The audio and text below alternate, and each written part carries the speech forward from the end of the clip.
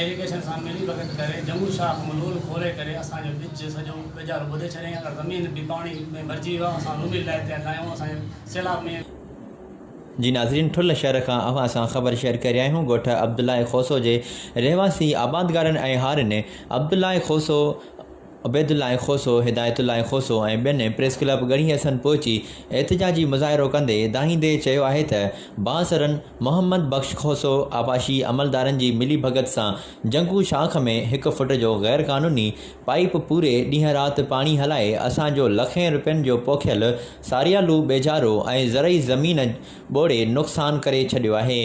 हुननि वधीक चयो त गैर क़ानूनी पाइप जे हवाले सां आपाशी खाते जे आला अमलदारनि खे दरख़्वास्तूं ॾियण बावजूदि उन्हनि दरख़्वास्तुनि जो को बि नोटिस नाहे वरितो वियो। हुननि आपाशी खाते जे आला अख़्तारनि DC जैकबाद खां मुतालबो कयो त नोटिस वठी गैर क़ानूनी पाइप हलाए असांजी ज़मीन ऐं पूरियल बेजारे खे ॿोड़ींदड़ बासरनि ख़िलाफ़ कार्रवाई करे इंसाफ़ फ़राहम खे यकीनी बणायो वञे।